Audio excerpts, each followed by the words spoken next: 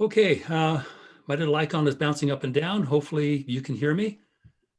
Okay, excellent. Okay, so here we are for our first Zoom meeting in this new world that we're living in temporarily, and our new bubble. Uh, I'd like to sort of make this really work well for all of us. I know we're not sitting in the same room together. Uh, you'll see me sort of looking off to one side here. I'm just watching as people are coming in. But what I'd like to do is to try to make this work for us, because as you can see, I'm not sitting in front of a postcard. This is actually my room. It's filled with books, lots of books in other rooms as well. So we can access stuff if suddenly we sort of think of things, or I do off the top of my head. Uh, there's a phone going off for a reason. Okay, a cell phone literally is binging like crazy next to us. Okay. So Apologize. what I'd like to do is just first, we can sort of introduce ourselves and kind of what you would like to get out of the course, because I think that's part of it. I mean, you have an interest in this group of individuals. I'm not sure how much you know about them. They're sort of really on the margins of philosophical history, partly because they don't belong to that one field. I look at them as sort of interdisciplinary, or at least early examples of this kind of cross-pollination of philosophy and art and literature, social theory. It really kind of intersects in some of the various texts that they write between 1957 and 1972. So what I'd like to do is, if you could introduce yourselves just briefly, and I've got your names, I think right now we've got, okay, so Helen, we're still missing Helen. Christopher, you're here, and Emily, you're here. Peter, he's also here, and Maxwell, and Poyashini. I just saw it right there. Okay, so we're just missing one. So Yelene, oh, we have our last guest. Okay, perfect. Yiling, if you could introduce yourself, and I know you're just auditing the course, but if you could sort of let me know what you're looking for in this course, because I'm first of all very glad to see you, because I literally had to scramble at the last minute to make sure that everything was lined up for you to have access to the material. But Yiling, if you could let me know kind of what you're looking for in this course to make sure that your needs sort of line up with what we plan on doing. Hi, Hi. thank you very much for letting me auditing this class. I'm Eileen. I'm a second year master's student at the Theory Center. Initially, I took another class in avant-garde art last year. I get very interested, like we talk about Dadaism and Surrealism and symbolism, like that. We didn't get a chance to talk about the situationalism. I heard a little bit about Debois in the past, and I've been reading several of his books, but it's a bit confusing. I'm not very into the Marxism. Like I didn't actually read a lot of Marxist like theories, but yeah, I just really want to get to know a little bit more. Yeah, and my research interest also has to do with art, art installations. Yeah, just.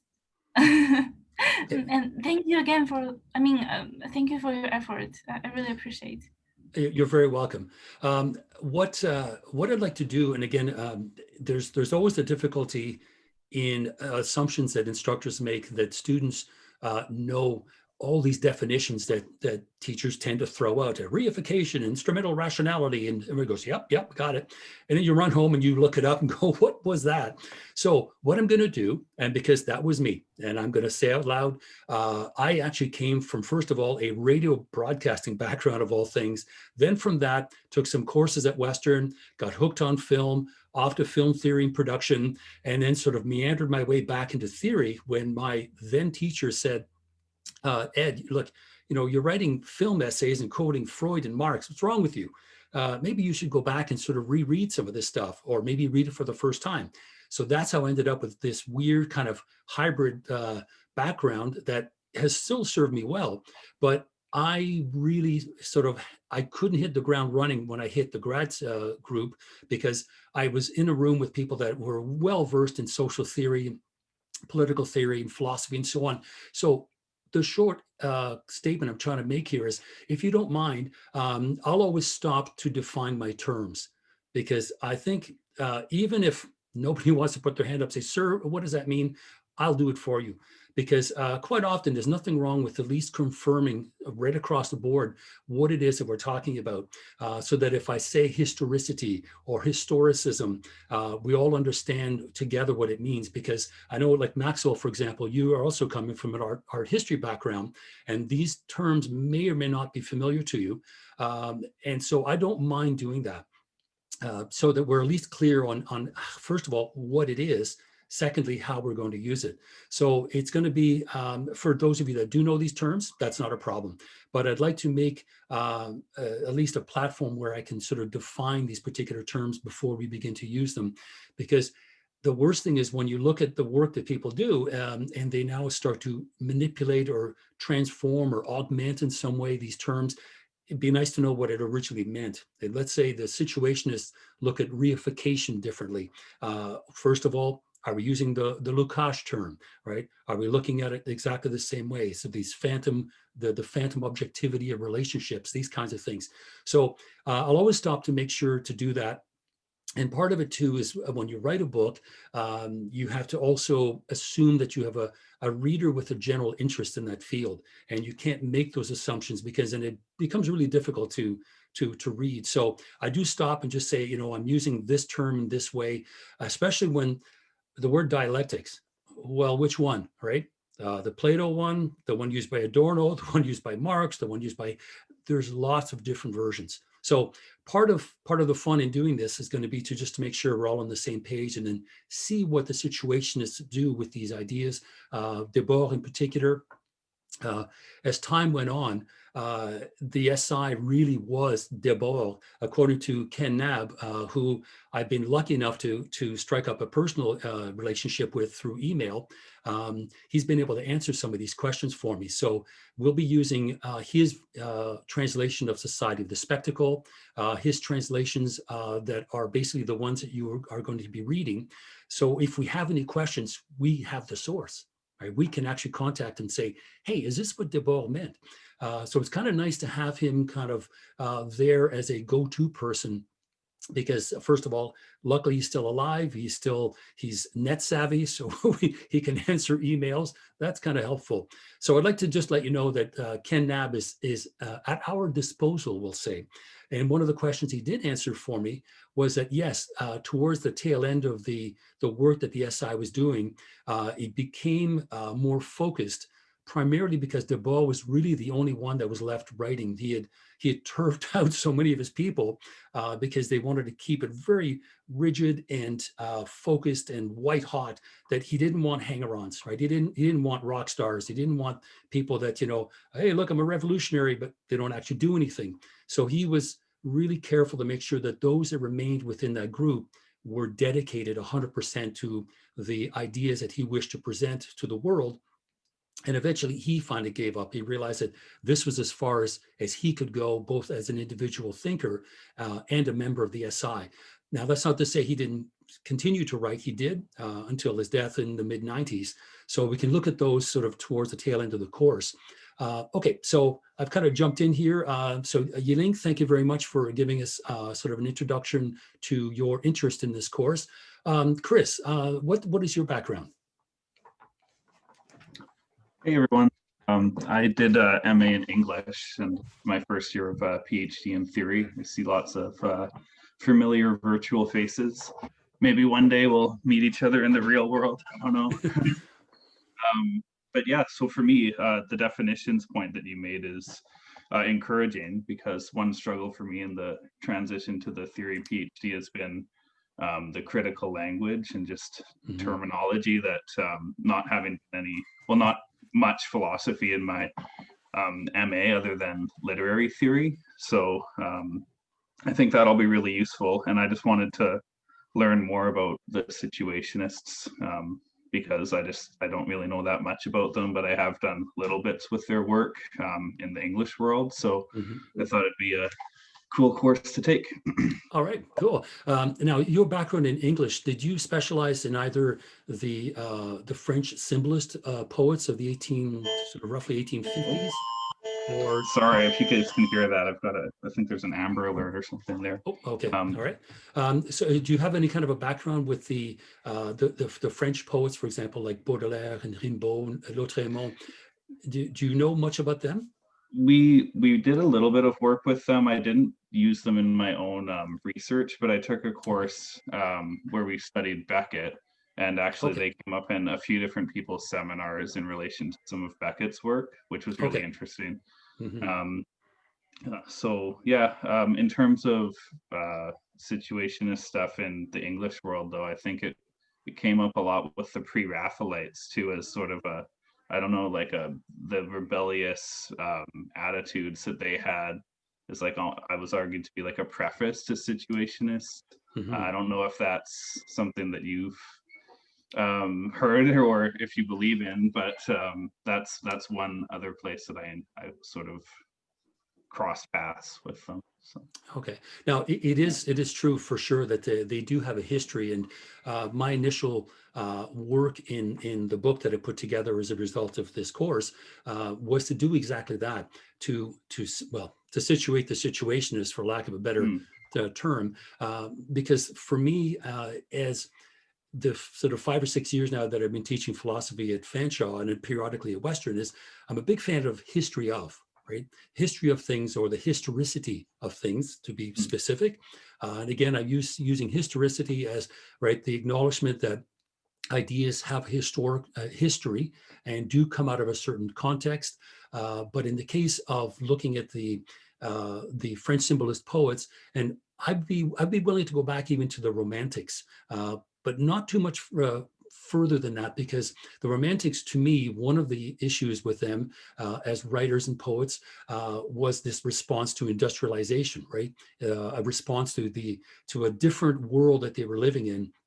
And of course, some of them lit up for the territory, right? And went and lived in old castles and out in the forest somewhere.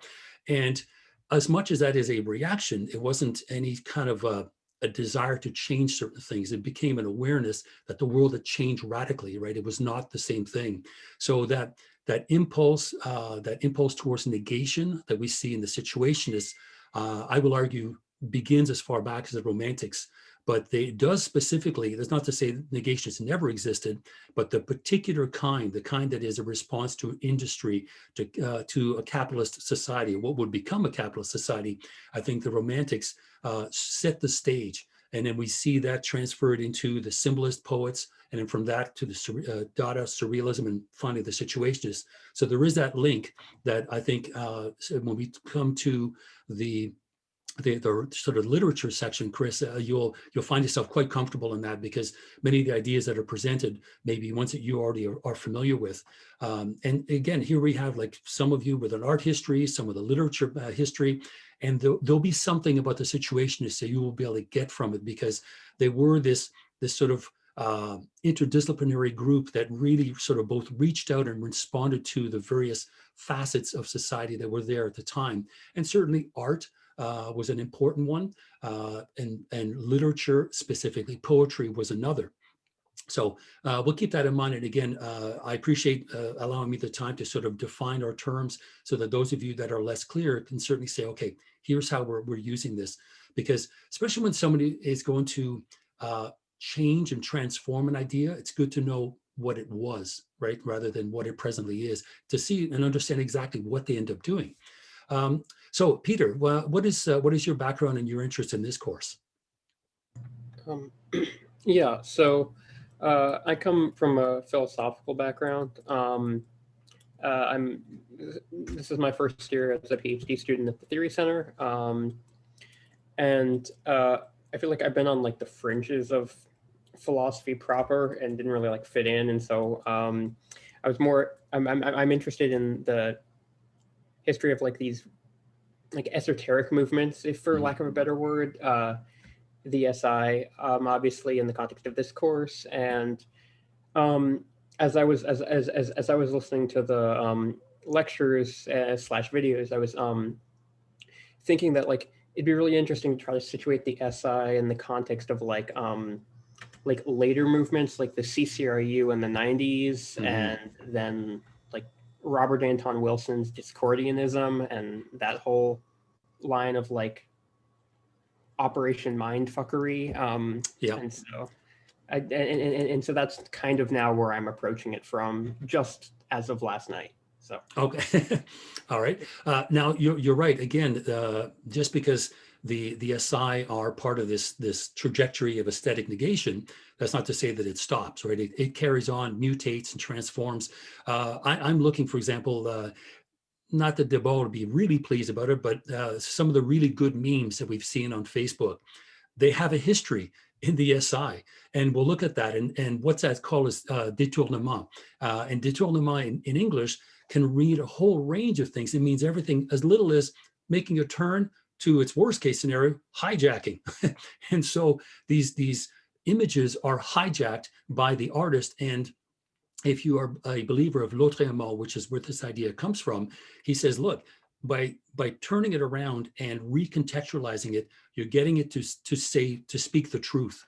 So it isn't just plagiarism; it's plagiarism with a purpose. It's plagiarism to pull back the veil, as it were.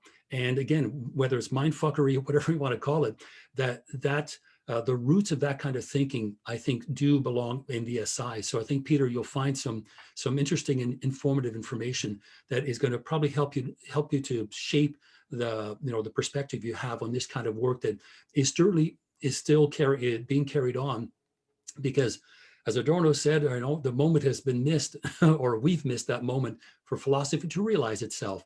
So we keep going back at it. So I think it's an impulse that will never die, just because I think it is part of what makes society what it is, and I mean a healthy society, as Levi-Strauss would say, a hot society with lots of friction, right? Because through friction, you get things accomplished, right? People can speak and people can state ideas. So hopefully, Peter, you're going to get some good ideas, especially looking at some of the marginal groups, because they're certainly kindred spirits, to say the least. Payushini, what is your background and your interest in this course? So I have a background in political science and film studies. Okay. And I think the source of my interest in this particular course is just my concern with everything that lies at the intersection of visuality and politics of oppression, violence in late capitalism, etc. So, for instance, in film studies, I'm somewhat familiar with the Society of the Spectacle, although not very thorough. But film studies is quite, how do I put it, full of a lot of references to the spectacle in a number of ways. For instance, the origin of film in a kind of theatrical performance, and then adapting that to the camera, etc. And political science, of course. I mean, so I think these two things specifically feed into my interest about this course. Okay, now what you've described is very much of great interest to the SI. Their essays on, for example, Jean-Luc Godard, and I mean, I have to admit, I still am a huge fan of Godard's work, but after reading the SI's essays at that time, right, in 1964, 66, then going back and reviewing some of Godard's work, I realized, wow, he really stole a lot from them. But there is actually an essay, I think, if I haven't already included it, it will be in some of the readings, where they essentially talk about the difference between taking an advertisement and placing it within the context of a fiction film, right? To comment, for example, on the characters. And their main complaint, and I see it now, is that it's sort of it's kind of half-hearted in the sense that the advertisement is there to say, well, this character is really concerned with the way he or she looks, and is sort of at the mercy of advertising. Whatever new product that comes along, he or she wishes to buy it. When in fact, what the SI wished to do was to question that desire in the first place. Why is it a desire for a thing? Why is it that being has been reduced to having? Right? We need to have this rather than be. So, so some of the questions that are raised, and I think the intersection you have between poli-sci and film is a very good one, and will probably be very beneficial as we work through some of these ideas, that especially in the idea of the spectacle itself, what Debord actually meant, that we shift from a world of commodity or commodities to a world of images that are always already there, and we should, passively consume them. That's the cinematic experience, kind of, isn't it? So hopefully there'll be some ideas in there. What is kind of nice is the group that we have these very diverse backgrounds, and I would like to celebrate that and have everyone sort of bring to the table their own interests and their background, whether artists as having an interest in English or in film and so on, because I think it's going to make working through this material very helpful and very fruitful, because those different positions will allow us to look at these ideas from these different perspectives that you are bringing to it. Thank you.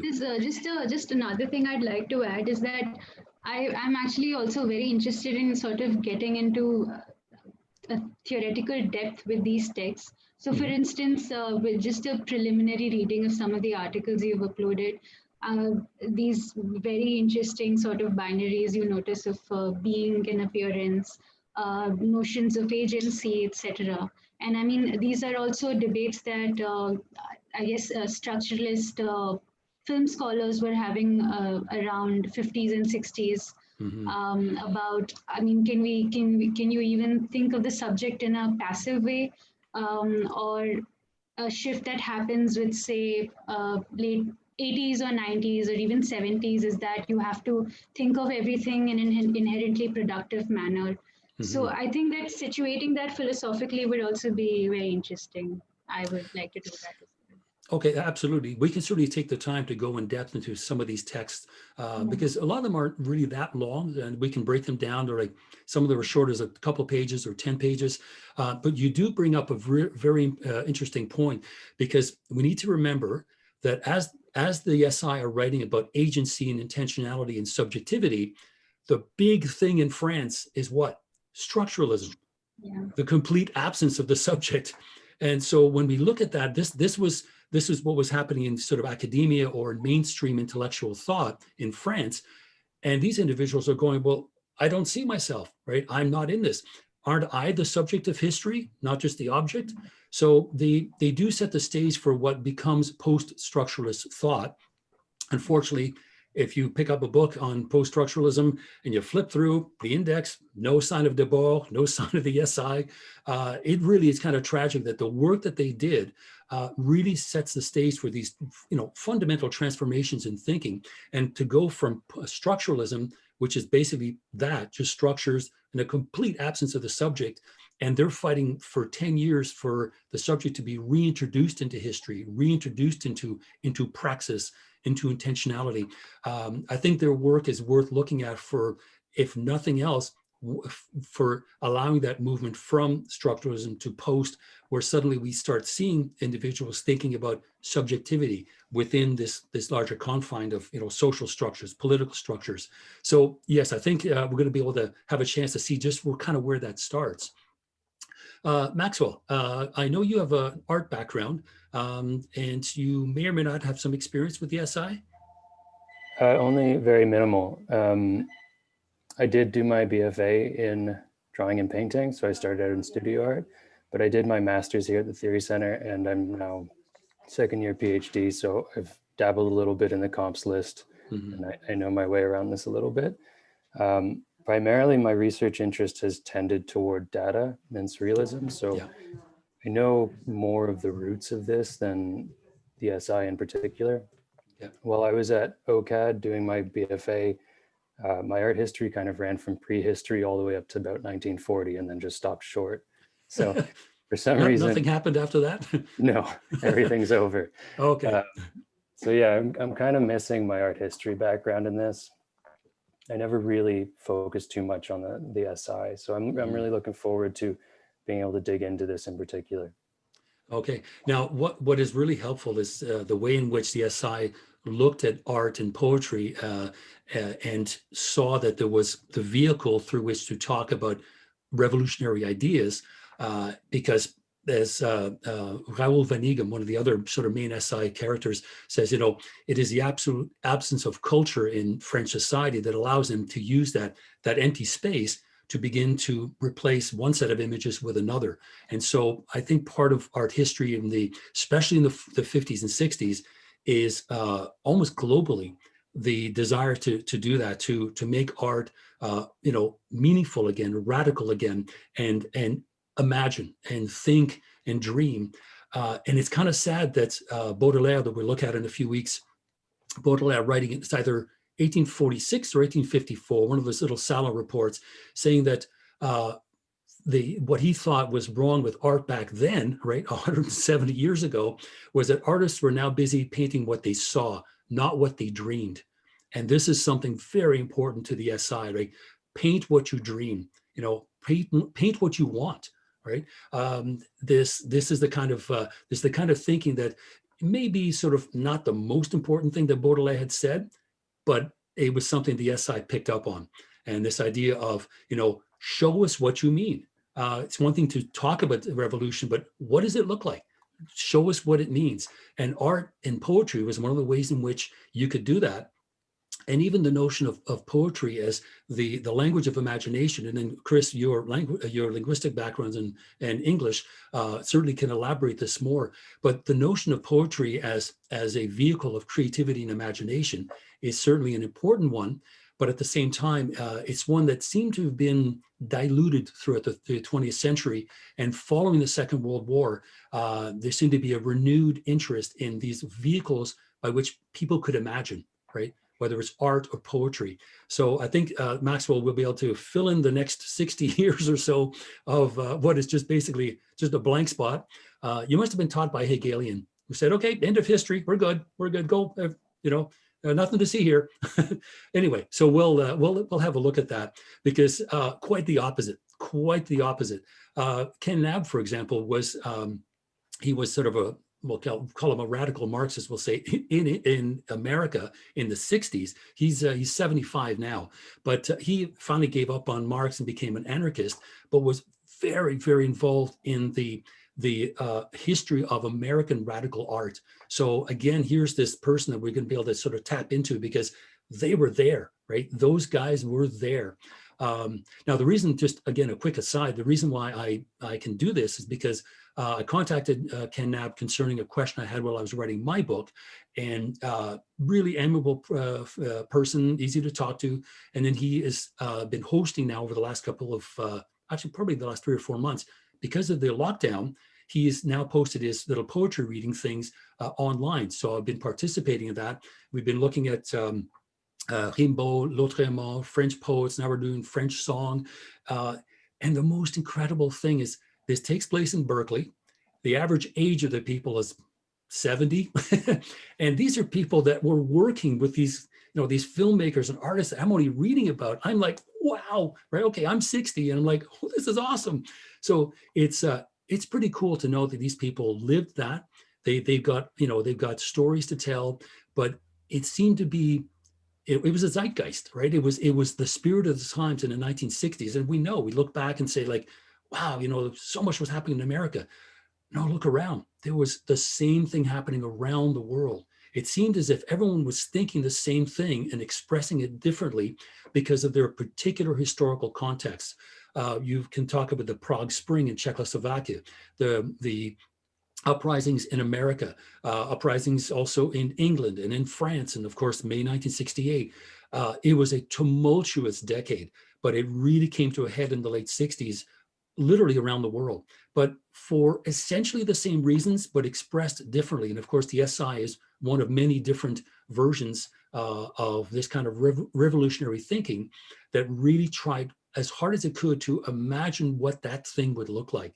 And of course, based it on the use of poetry and film, especially, and art, especially art, and wanted to bring back, that's okay, cats are welcome. And so I've got, with the 3 of them in the house roaming around, they're just quiet. And so the notion of using art as that vehicle to express the unimaginable, or because I don't know if any of you are familiar with the Mark Fisher book, Capitalist Realism.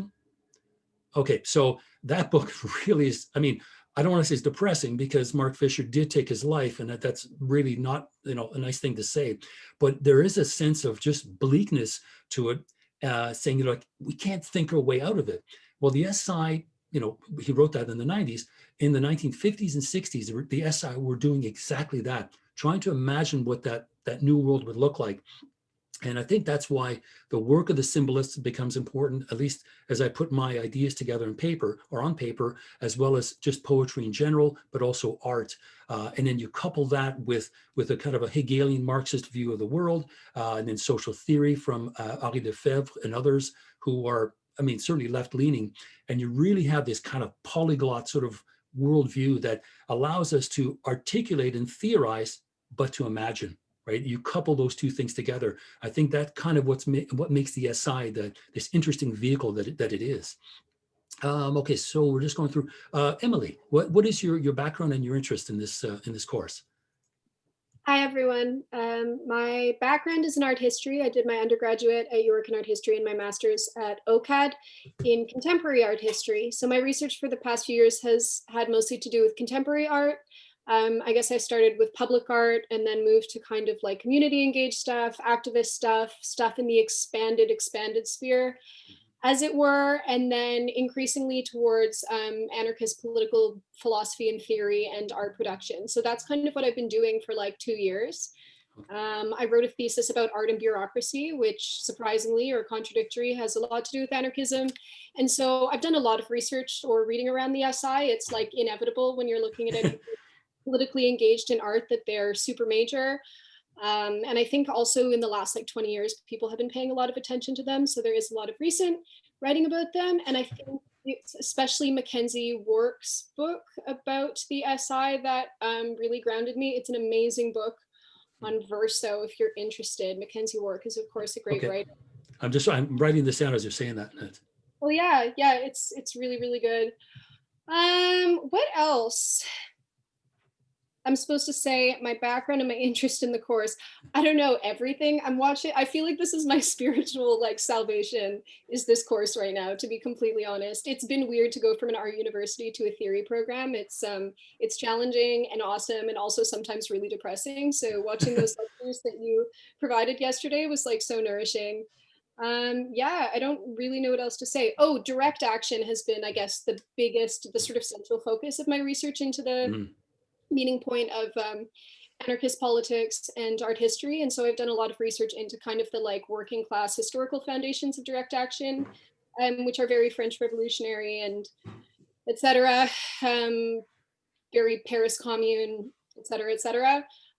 But there's been this huge creative turn in activism, as well as a very significant political turn in art production, both happening around the same time at the beginning of the year 2000, which is also, surprise, anarchist and has to do with the sort of global anti-NAFTA protests and the Zapatistas and that kind of stuff. So I feel like I'm right in my happy place right now. And yeah, that's it.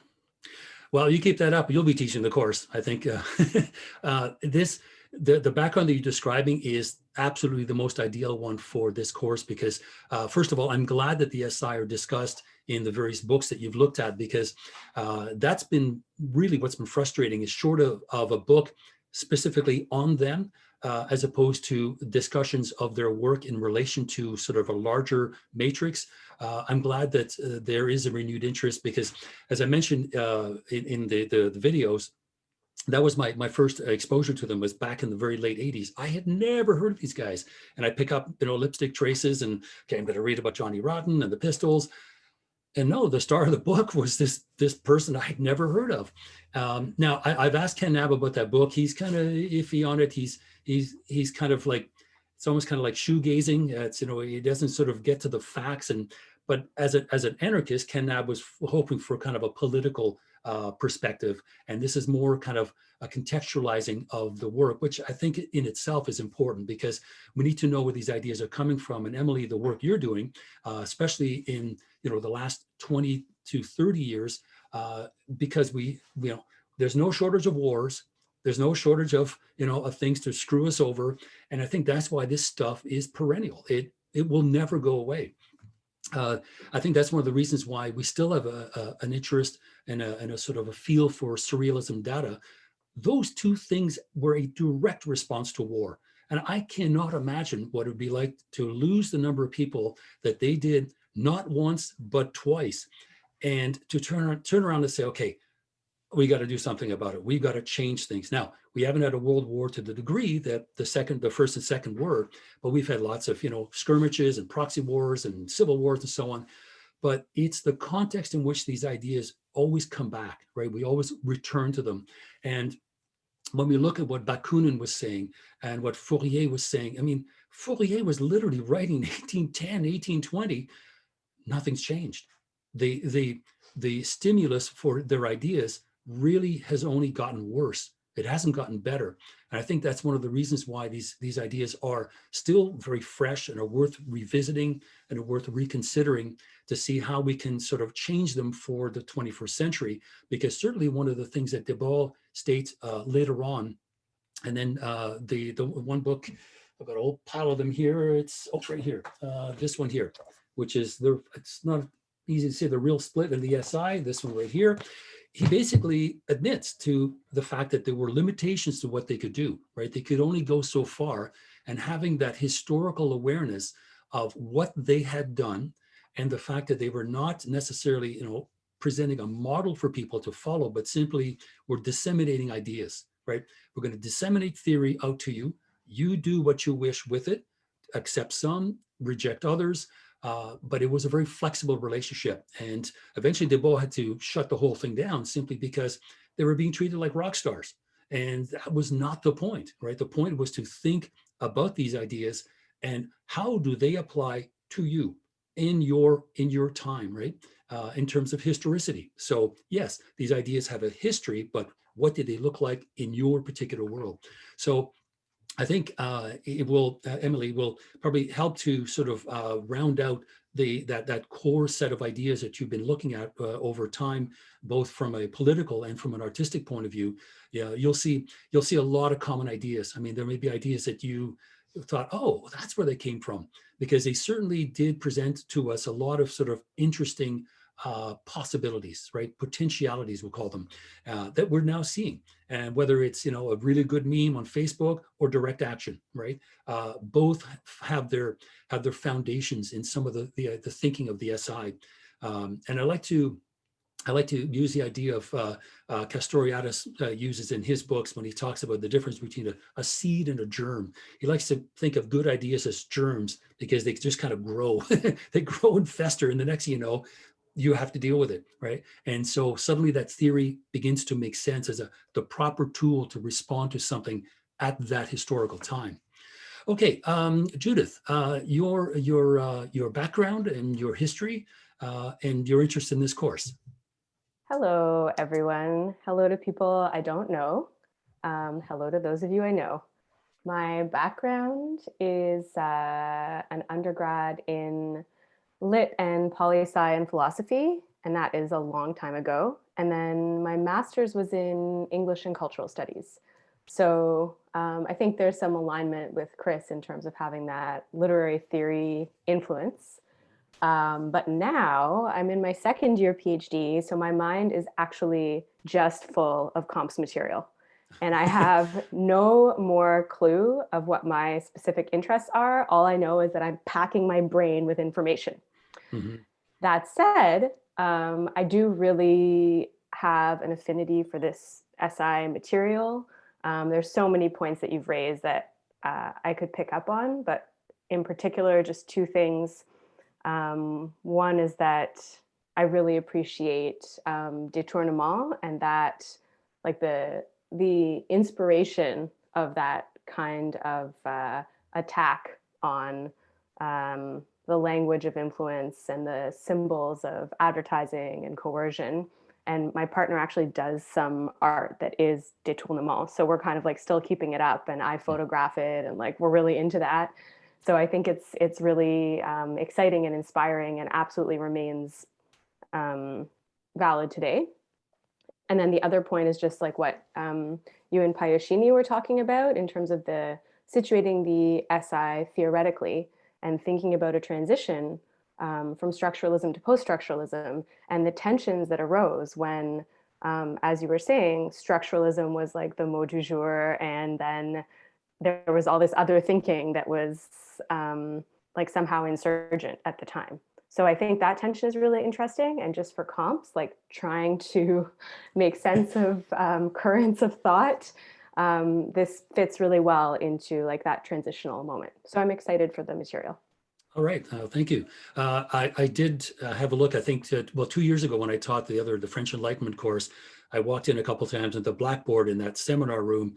I don't think there was a square inch left of space. There was 1,001 words of theories. And I looked at it, I said, oh, somebody practicing the penmanship? I said, no, that's what we got to learn for today.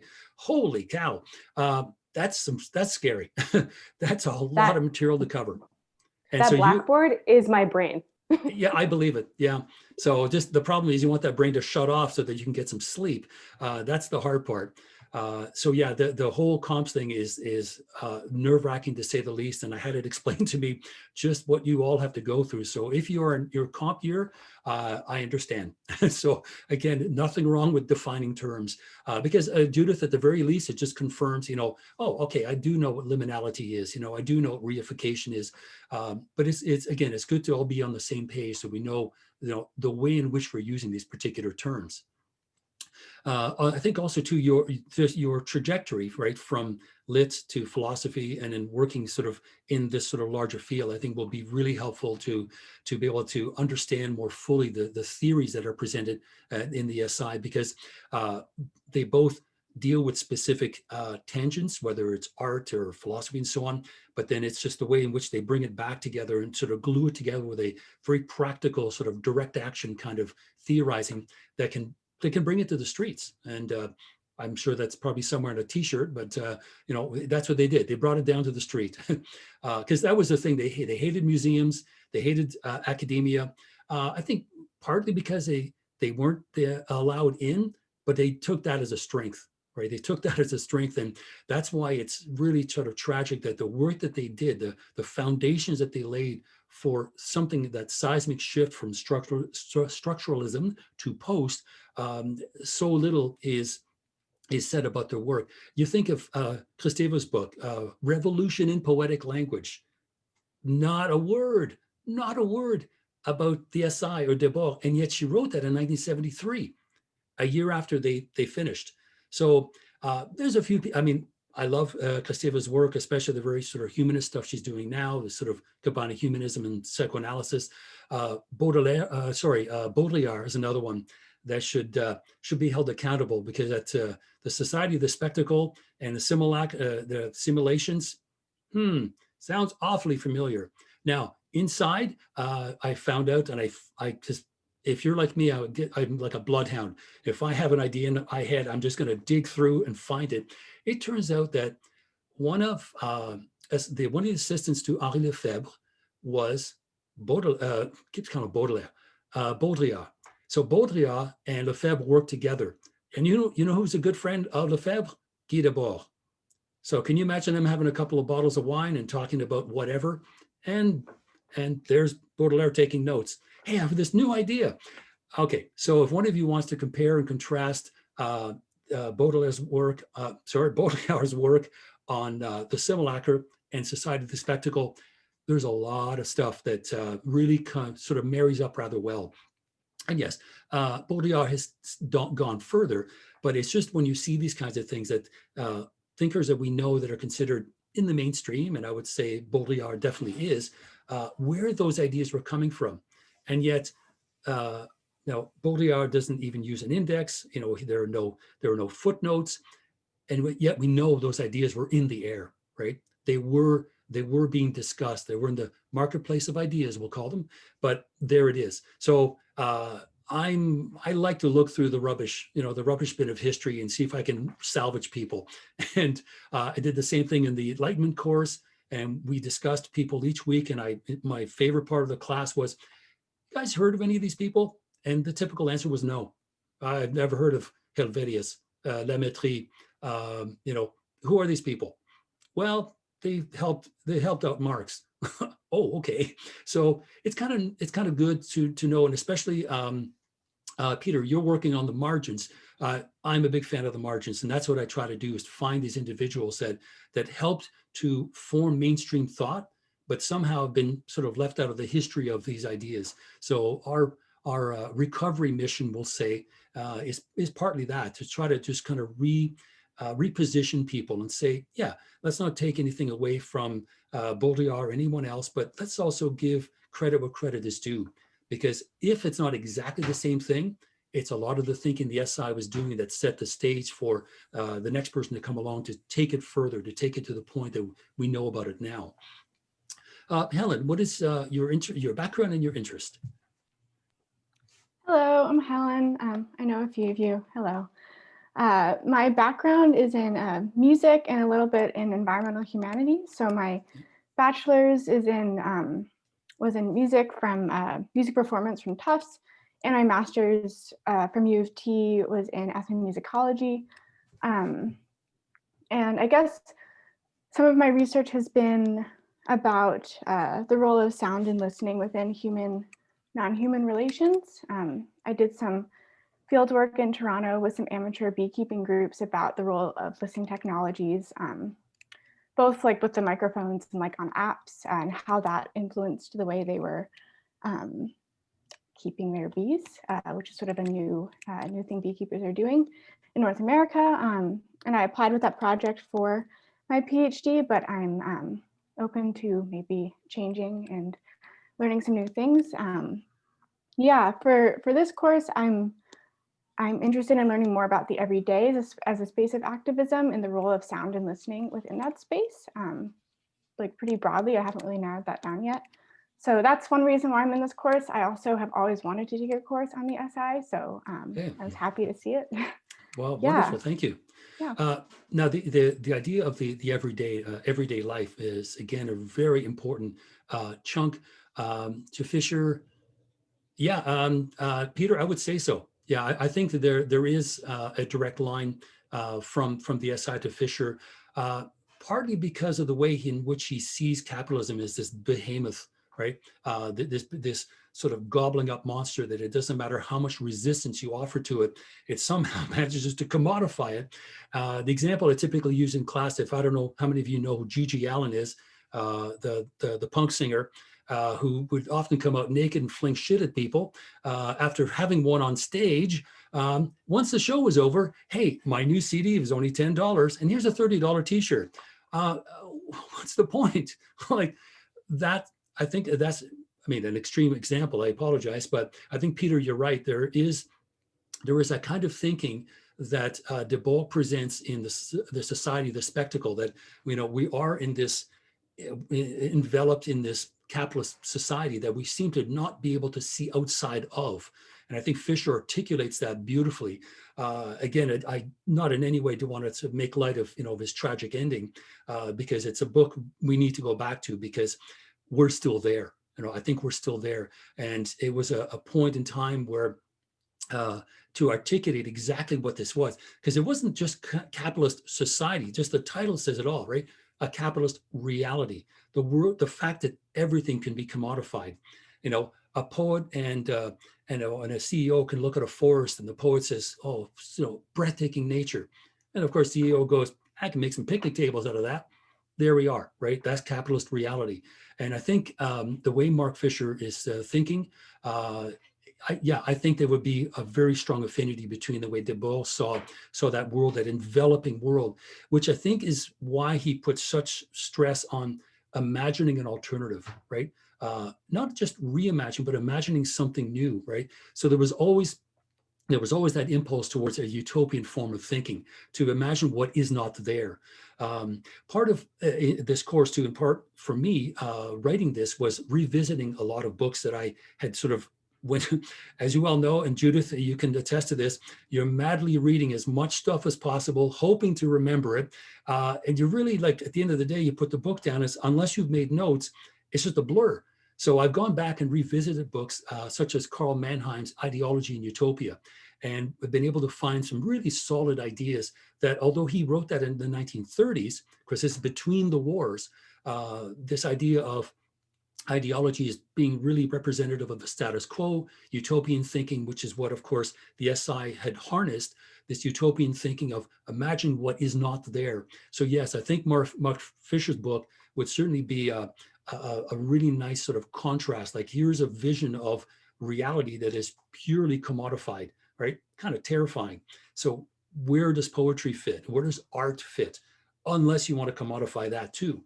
And this is, of course, one of the main issues that Debord had with surrealists is, you know, they wanted to turn art into life, yes, but certainly we're not going to stop themselves short. They still wanted to sell some pieces. So art was not superseded, right? Art still continued to be made, even though, you know, to live an artistic life, to live in that every day in an artistic manner, and push back on reification, push back on, you know, rigid social roles. That was all part of that reimagining. But yes, I think Mark Fisher's book is a kind of, not maybe a tonic, but certainly sort of a particular view of, you know, a more bleak view of just the role capitalism has in influencing virtually everything we see around us. Because that title to me is really strong, because we typically write, you know, I'm going to write a paper, a capitalist society. Okay, implying that there's some other aspect of our existence that is not influenced by capitalism. And Fisher says, no, sorry, there isn't. You know, it is a capitalist reality. It truly is. So Helen, as you were saying, the notion of the everyday, which is something you're interested in, very much a strong component of SI thinking. And again, that is borne out by looking at the work of the symbolists, then the work of the surrealists, and how they wanted to, again, kind of bring art to the street and make people think in these new ways. And I just mentioned the notion of living art. These kinds of ideas certainly informed the SI. And of course, as I'm doing my research, I keep finding well, here's a quick analogy. I don't know how many of you are married or have been married or know someone who's married, but you walk into what used to be called a magazine store, right? You could walk into a place that sold magazines, and you'd walk by, you know, 1,000 times looking for a copy of something. Then all of a sudden, you're going to get married, or your friend's going to get married, and you walk in, and suddenly there's like 37 wedding magazines. Where were they before, right? I never saw those before.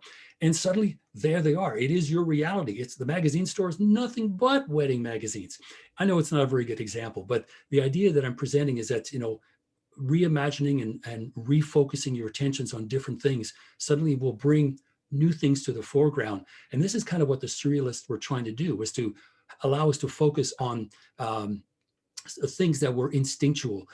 What Debord thought was wrong with the surrealists is they focused too much on individual instincts rather than what society may want, and the way in which together, all of us could rethink and reimagine a different society where it wasn't necessarily sexual instincts, because that's definitely something that is an issue with surrealists, sexuality, and especially female sexuality. But no, to turn a desire into an idea, into an existence. That really was what they were all about. So they were always trying to take what was good, like a good Hegelian, right? Because no matter what happens, there's always things that are worth considering. And as Hegel was, you know, polite and kind to previous philosophers, he tried to find what was wrong with their thinking. And this Debord does very much the same thing. Eventually, he does dismiss them, but for the most part, he tries to find what is good in their work. And certainly with the surrealists, the notion of taking art to the street, living creatively, living artistically, that was valid. That was worth looking at. But then the more he thought about it, the more he would wish to sort of change it around to say, okay, no matter what, we need to still have the ability to change those desires into ideas and make them and actualize them. So really, kind of that's the long and the short of what the SI were all about, and certainly in terms of everyday life. Now, other thinkers, for example, Lefebvre was also talking about everyday life, and set at least the kind of the foundational ideas that the SI then were able to take and sort of run with. But I would like to say that the SI would have really been less than if they had not at least read Lefebvre's work, even if to dismiss some of it. He still had some really good ideas that they ran with, right? That they improved and ameliorated in some way. Okay, so I think everyone's had a chance to introduce themselves. We've got a really sort of diverse background, and that's a good thing, because I think we're going to be able to really have some good conversations as we discuss some of the readings. A very quick note, what did you think about the sort of, instead of a video lecture, a documentary because I had a blast making them. They were, now the early ones, I have to admit, I was kind of excited about doing them. Probably spoke a little too quickly. So you probably had to stop them and go, well, better write that down. But I think after about module 3 or 4, I slowed down and I became a lot more proficient with Adobe because I'm using Adobe Premium. And I mean, the learning curve is not like that, a little bit, a little less steep, but I'm comfortable enough to make it look much better. And as we move through the material, you'll see the film sort of take their time to unpack ideas. I present a lot more things on the screen that are texts. So as I'm reading through this material, essentially what I'm reading is passages out of the book. And then I try to visualize them. And I just thought, you know what, if we're going to be stuck at home, let's have fun with it. And I just thought, okay, do I want to sit and listen to myself, let alone watch myself read a lecture? And it just came to me one morning, probably listened to the Pistols while I was on the treadmill, and I went, oh, this is going to work. So hopefully it has. And I think I have one left, but I just wanted to kind of give you a chance to sort of digest that material in a kind of a new sort of way, because it's not something that, other teachers are going to do. I just thought the unique circumstances that we find ourselves in, the fact that we are home and I can take the time to set these things up. I just wanted to kind of have fun with it. And it just, what do these people look like? Who were they? When did they live? What did they write? So thank you for indulging me, because it was a lot of fun to do. Like I said, I've got one left, the conclusion, and the book is written, but I'm in the process now of sort of waiting for the rewrites to come in, or at least the comments. Quick note, if you're ever thinking about writing a book, when you write an essay and you've got the big blocks of, sort of a passage that you have to single space and the rest of it's double space, rewrite those as best you can because publishers don't like them. And that's the reason why you hardly ever see them in a book. So just kind of a note.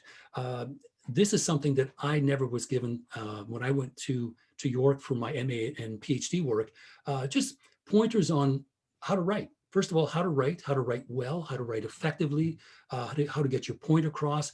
And the other equally difficult part is how to get a book published. And so it was just luck. Just through a mutual friend, I was able to get a contact name. It worked out.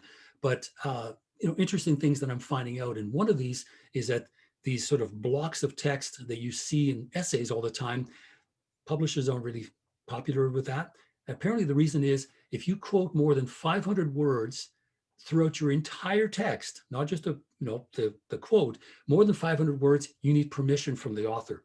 So imagine if you're going to slam that author for something that they've said, and it goes for more than 500 words, you have to get their permission. So what I've learned to do very quickly is I'm going through my own rewrites, is I'm paraphrasing a lot of stuff. So it's a small thing to consider.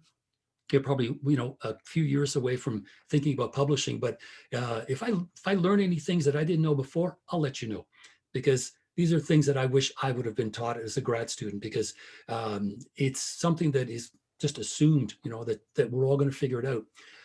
The reading material, yeah, okay. So what was the question regarding the reading material? So you've actually mentioned a couple of books in the outline of the course, and apart from that, you've also uploaded a lot of other material along with the individual modules. So, I mean, I guess it's not going to be you've not really mentioned any specific passages or chapters that we have to read. So, how exactly should we approach the material? Okay, if you go to the OWL page, you'll see there's a little kind of an icon that says I next to the links. And so if you click on those, it will open up and it will tell you which sections to look at. Because with the Ken Knabb book, there's a whole, I mean, it's a 400 and so it's in here somewhere. So like 400 and something pages. So what I'm going to ask you to do each week is just to read small sections of it. So I don't know if any of you are on right now. But if you look at the link and you click on that little I, you're going to see the specific readings for that week. Now, having said that, what I'm doing is I'm just sort of, I think I've got the first maybe 6 modules loaded up with readings and the film. And so I'm going to be loading up more content. But when you see that link, click on that little I button, because it will tell you the specific readings. And like I say, if it says, 1 to 43, it's usually a bunch of short essays. The Dick Hebdige book, for example, is just one short chapter. But click on that, and that way you'll see. Like, I'm not asking you to read the whole book. And I've been super lucky to find a lot of this stuff online. I probably have saved you $100 in just finding these PDFs. I just can't tell Ken Knabb. I'm going to say it's on the way. So as I said, the check's in the mail, right? You know what they say, because I contacted him directly and said, could my students buy the book from you? And he says, well, yes and no, but you need to go through the publisher or the distributor. But what I did is I just kind of looked around, but I found PDFs of all of the work that we need for this course, along with some other things, some translations, because I'm not going to assume that people can read French. A lot of this stuff is still in French. So when necessary, I will find a translation. AK Press, okay, so open source.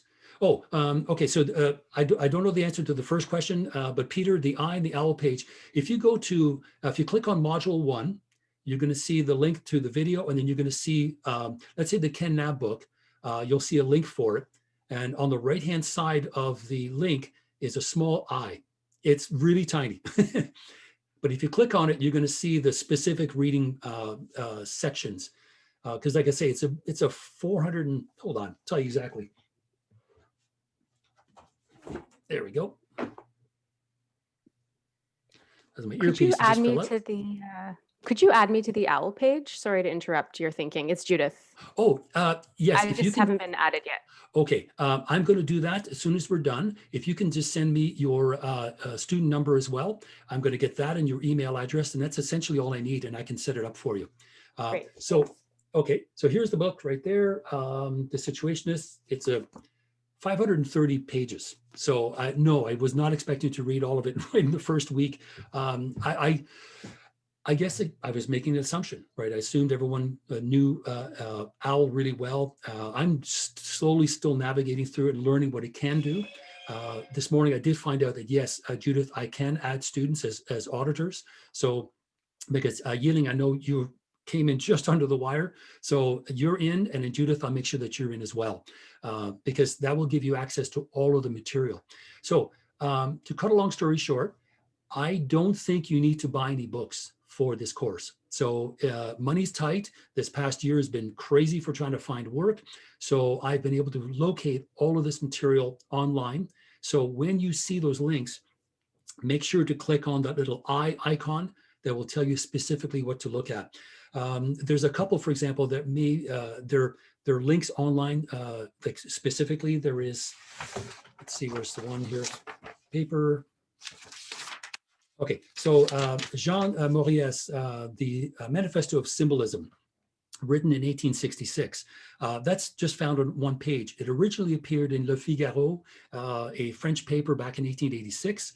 And so I found an English translation. It's not very long, but just the section I wanted you to look at, I think if you click on that little I, it'll say, sort of briefly read through it, but pay special attention to this one little paragraph. So because you're all super busy, and Judith, you are probably not going to sleep for the next 6 months until you're done your comps. So I'm going to make all of this as easy as possible. Like, here's what I want you to look at. Because in that way, you can sort of look at it and think about it, and at least have that moment that grad students rarely are given the gift of, which is reflection. It's hard to reflect when you're having to read 3 books a week. It gets pretty crazy. So what I'm going to try to do as much as possible is in the readings, if it's something that appears on a page, like on a website, I'll point out what it is I would like you to read, or at least pay attention to. And then when it comes to the links to the Ken Knabb anthology or anything else, always make sure to click on that little I, and you'll see it and go, oh, okay, I'm going to read these little sections. Now, having said all of that, there's not a huge rush to absolutely read every last thing, because imagine this as a kind of prism, right? We're moving things around this way, and we're looking at different perspectives. Over the period of the course, you'll have a chance to do all of the readings. But what I've done is I've gone back to sort of each of the chapters that I've written, and I found sort of the main text that I was referring to. So that particular week, you'll be reading materials that are most specific to the video lecture, and they'll of course be referred to later on. But I just want you to kind of start more or less chronologically, because one of the issues with the SI is it kind of existed in two other forms. As time went on, it became more political, but it itself, the SI, has its roots in the letterists. And I don't know, any of you with an English background, the letterists, I actually found on YouTube a video of letterists doing their thing, right? Doing these weird sort of poems with just consonants and sounds and letters, just to give us an idea of what it actually was. I think it's if it's not in the second video, it's in the third one, where I talk about Rimbaud and changer la vie, right, to change life. And you'll see it in there. Orson Welles, of all people, is, I don't, does that name mean anything to anybody? I might just show my age. Anyway, Orson Welles, Citizen Kane, all that. He is interviewing the sort of the leader of the letterist movement and asking him what they're doing. We get a brief sort of demonstration of what it's all about. But the letterists, Debord had joined in the 40s, right? It kind of came into being in the mid 40s, immediately after the Second World War. Was with him for a couple of years, got kind of bored with it because he found it very limiting, and broke from them to start the Letterist International.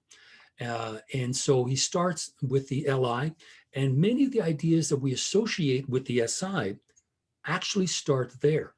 Détournement is one. Psychogeography, especially psychogeography, is another one. Dérive is another one.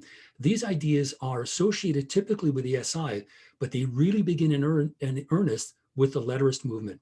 And the readings that Nab puts into his anthology, what he calls the pre-SI stuff, I think are very useful and important in terms of contextualizing even the work the SI did, so that we know kind of where things start. Because dérive is something that we, which again is just sort of like, just kind of ambling along, but sort of loitering with intent. So one of the, actually was the title of one of the essays I read, but I just love that title because that's really kind of what you're doing. You're just kind of wandering around and just kind of letting the moment take you. So these ideas that we associate with the SI actually belong to the Letterist International. That's where they begin. So that trajectory from the mid 40s, roughly 1944, 45 to 1952, and then from 52 to 57, those two groups that Debord was part of. Now, he didn't break up the Letterists. The Letterists, in fact, I think only recently sort of kind of exhausted itself, but people still follow through with some of their ideas. The one group that did for sure start and finish was the Letterist International from 52 to 57. So they were only around for 5 years, but remarkably, they produced a lot of the ideas that the SI sort of pursued, and more with a political angle, right? The kind of attached the ideas such as dérive and psychogeography, but had more of a political angle, a very left angle, and then finally an almost anarchist angle. The anarchist part is something I don't see very often in other books that write about the SI, and which is surprising because many of them talk about Debord being kind of a Hegelian Marxist, which he is. He had read Lukács because he knew the notion of reification really well, but ultimately he ended up, I think, becoming an anarchist. I mean, in my view, because many of the ideas that he presents, like workers' councils, self-management, especially self-management, that's really, Emily, and you're nodding your head, that is really essentially what anarchism is all about. Is that not one of its main features? So what Debord saw in anarchy and anarchism, and now we're going backwards, previous to Marx, right? We're looking at Fourier and Bakunin, and of course, the debates that Bakunin and Marx had, but those initial ideas, it's as if Debord was working their way backwards and to find some model that was going to work, and said, okay, well, Marxism does have some seriously good ideas, but he found some kind of kindred spirit in this notion of self-management, because ultimately the final version of the SI was this notion that the SI was simply going to disseminate ideas. It was going to be like a storehouse of ideas and theories that would be presented to others in the form of the journals that they ran from 57 to 72, and that are available online to look at. Eventually, that was the thinking, was self-management was really the way to go, because if you look historically, we had a whole range of responses to capitalism and war and civil rights around the world that expressed itself in different ways, but really took from the same, they all used the same playbook, we'll say, but decided to play differently, right? They started to use some theories in slightly different ways. And de Boll, I think, eventually looked at the SI as having that role to simply disseminate ideas and theories, have those individuals, whether they're students or fighting against colonized powers, because they had a very deep concern with Algeria. And I don't know how many of you are familiar with the Algerian crisis, the war in Algeria. It caused a ton of soul searching in France, because the way in which the French soldiers treated the Algerians was horrible. I mean, they had their own Auschwitz, right? They had their own concentration camps. It was brutal. And so we have French individuals thinking about, here we are, a colonizing power. We're busy trying to dismantle what we think is wrong with France, and here they are exporting it. So why don't we go to the source and fight back from there? So Algeria and the Prague Spring, these kinds of things that were happening in the 50s and 60s became of deep concern to the SI, because these were sort of, not necessarily watershed moments, but places in time and in history where a difference could be made, and that Algeria could gain its independence, which it did, but maybe they could help. And whatever they came up with, is there something in that model that we could export back in, or import back into our own, our own civilization? So very much a concern with the developing nations and sort of overthrown colonizing powers. Now, I wanted to make sure that I wasn't going to make a blanket statement saying around the world, but certainly in Vietnam and in Algeria, those two wars were of great concern to the SI. The piece by Marcus, the short piece that also appears in the right there. This is another book. These books are really huge, right? A lot of material. That's another one. This is Tom McDonough's book, Guy Debord and the Situationist International, Text and Documents. There is a little bit of overlap, but the opening essay in that book is the one that I've posted for you that is also online. It's a short piece by Grill Marcus. And Marcus talks about how focused the SI were on some of the issues that were happening, for example, in Vietnam, saying that, the problem is American imperialism, not a civil war within that country. And the sooner America gets out of that situation, the sooner that issue can be resolved, on its own. And we think back, well, that was the early 60s that they wrote that, and they were at least had the foresight to see where the initial problems were. Well, it took America till 1975 to finally pull out of Vietnam, and by that point, it was a shitstorm. They had their own concentration camps. So the SI were not just focused on the streets outside their houses. They had a global perspective, and that's why ultimately they wanted to be kind of the storehouse of ideas and theories that could be exported, but used according to the desires and the needs of that specific group of individuals. So really, that's kind of what that's what they wanted to do. And certainly May of 1968 showed them very clearly that these ideas had power, right? These ideas could change things. And you could talk about for example, the Yellow Vest movement in France right now, the Occupy movement from a few years ago, wasn't that long ago, but it seems to be 1,000 years ago now after Trump. But some of these different ideas that have come to the forefront as response, or even the Arab Spring, right? The Arab Spring, what did people do? Move out into that social space, right? They take over that social space, they occupy it, and they make it their own. And so that kind of thinking to make it a social space their own was, again, something the SI was always striving to articulate in the best way possible. And the ideas behind, the theories behind being able to do that, and more important, to maintain that. Because that's another point that Marcuse brings up in his kind of short overview of the SI was, the SI was concerned as much about starting the revolution, but maintaining it, right? Maintaining that moment of time, such as the Paris Commune of 1871. it went on for 2 months. So for 2 months, something was going right. It was a bloody end. I mean, there were more people killed as a result of the revolutionaries and the proletariats that were there. More people were killed in that war than all the wars between France and Germany, and it was a bloodbath. Tens of thousands of people, of their own people. But what Debord and Van Eghem and the rest of them were trying to do was look at that 2-month period and say, okay, how was it functioning? How was it? Oh, self-management. Okay, we're onto something.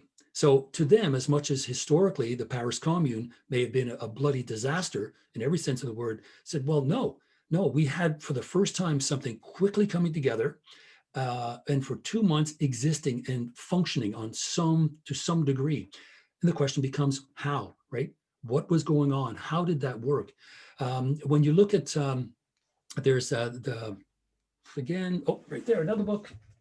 I've got them all piled up in front of me here, so I hope they don't fall over. The Kristen Ross book, The Emergence of Social Space. The introduction here by Terry Eagleton is kind of really useful because he presents to us a vision of the Paris Commune that was very similar to the one that the SI had, which was, how quickly it came together, how it was able to function through self-management, that they were able to maintain for 2 months until, again, the bloody end, a period, or a section of Paris for a period of time under their own control. And the only thing that brought it down was the fact that they were outgunned. Literally, they were outgunned.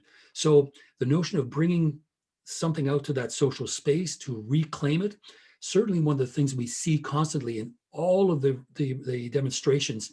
And of course, this is the part that drives, capitalists nuts, is it takes place in a public space, for crying out loud, in a social space.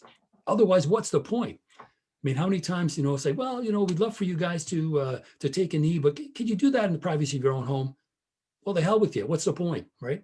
So the notion of the public space as not this sort of sacred thing, but belonging to someone, whether it's to the Occupy movement, Black Lives Matter movement, direct action people, that social space and the notion of not only the everyday, but the idea of that social space belonging to everyone and having a use is, again, something I would like to articulate that began with the SI, because Lefebvre is talking about a social space and defining it maybe for the first time, but the SI give it that political angle, that anarchist perspective, or at least an anarchist understanding of what it can do, what its potential is. As a matter of fact, when I was teaching a philosophy of law course at Fanshawe, well, 4 years ago now, and I was doing, we were talking about sort of demonstrations and so on and protests, and I managed to find a Republican senator who wanted to pass a bill that would outlaw demonstrations and protests because it was bad for business. People can't go shopping, right? My store's closed. I'm like, okay, kids, this is what I mean. All right, you are shutting down First Amendment rights that individuals have for free speech and can protest. And this, we'll call him just a senator, I'm going to be polite.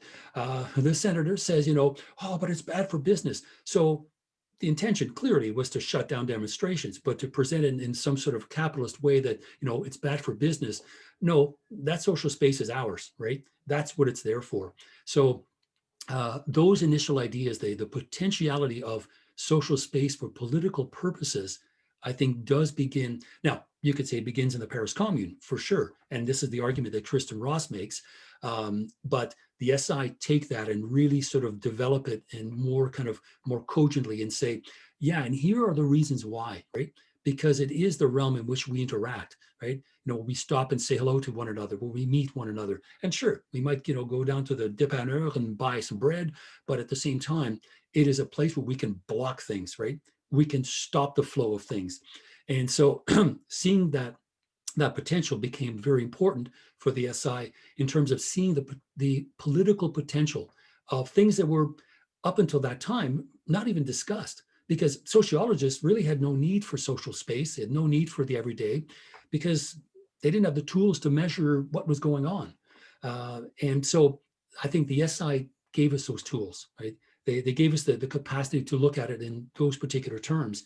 Now, The other thing too is as you finish writing and you go back and you're rereading, of course, you keep on reading, you start finding all kinds of other stuff. And my most recent person is someone that sort of lived at the same time as the SI, which is Ivan Ilyich. And look at the title, The Right to Useful Unemployment. So it was in the air. It was in the air. And as a matter of fact, just this year, this book just came out here, Ivan Ilyich, which is a sort of biography, L'homme qui a libéré l'avenir, the man who liberated the future or freed the future. That's SI thinking. And so he doesn't mention the SI, but man, they were coming from the same place. They were kindred spirits without knowing one another. So Ivan Ilyich, I think most of you will know his book Gender. That's typically where you find out about Ilyic's work. But he was someone actually studied well, he did. He finished as a Catholic priest. And then he worked in the Puerto Rican section of New York. Then he moved down to Central America. And man, did he had his eyes opened and realized that, okay, the church is only worried about South America, not because of the poor, but because of the possibility of communist thinking. We better go down there and help them out. And Ilyich is going, no, that our job is not to appease them, and to tamp down these things. Our job is to articulate some of these ideas that they are sort of they're inchoate at that time, right? They're unclear. And for us to go down there and at least articulate to them what is going on and then give them the tools so they can reach a level of self-awareness and self-consciousness to do something about it. So Ilyich's books, and I didn't realize until very recently how many others he wrote, and of course, all written in English. But I just knew his work through his book, Gender, written in the late 70s. But he had very similar ideas to Debord and to the SI, this notion that, useful unemployment was really something that the SI were deeply concerned with, the notion that, we need to be able to carve out our own lives. And we call it now living under the radar, right? Or living off the grid. I mean, we talk about the grid, solar power and so on, but living off the grid is something that is kind of an SI idea that I'm going to create my own life. I'm going to decide what is important for me. And as a result, be able to carry on and realize that, this is what matters to me. I will transform my desires into reality. Again, not instincts, right? We're not talking about the Marquis de Sade here. We're talking about, our desires. I'd like to be able to create, right? What do you want to create? Don't know. And you start thinking. So I guess what I'm getting at here is the SI were one of several different groups of individuals writing. Now, this book, Right to Useful Employment, written in, I think, the late 70s, 1978. So not long after the SI had finished, but what I'm getting at is these ideas were there, right? Articulated slightly differently. The SI was one of several different groups that really saw the increasing rationality of life. And I compare it, and I discuss it in the Frankfurt School, kind of, rationality as science and instrumental rationality, forcing us to behave in certain ways. The SI, Ilyich, and others were seeing it as really closing down options, closing down potentialities and options. And of course, to push back, the first thing you need to articulate is your subjectivity.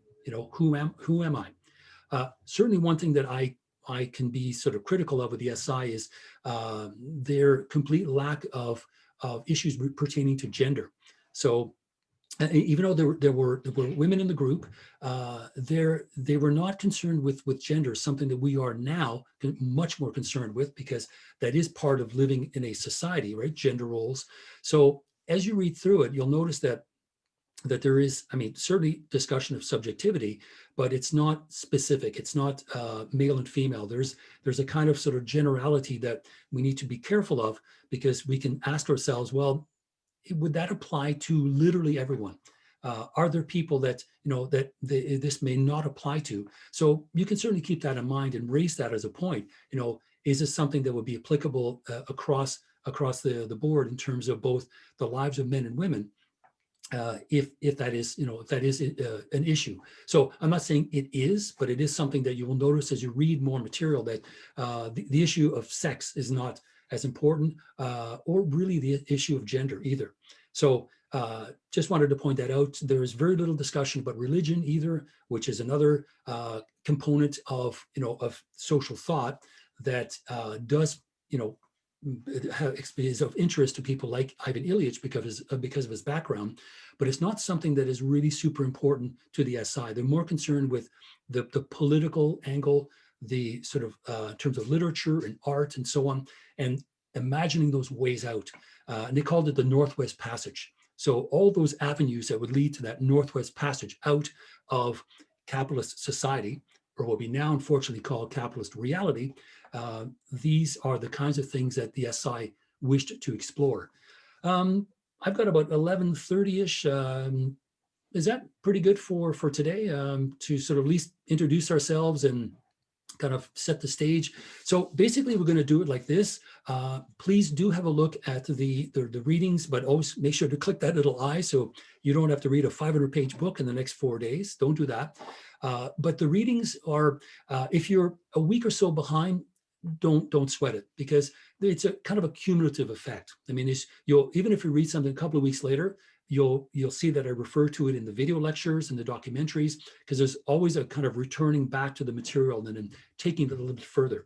So over the weekend, I'm going to post more material for the later modules, but I think you have enough for the first 5, I believe. So lots of stuff to look at. And like I say, my videos get better. they're look a little bit more professional. And so hopefully that's going to help, but certainly, stop and rerun certain things.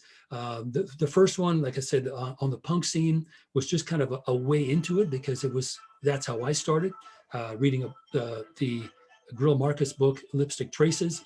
That's what started this whole thing.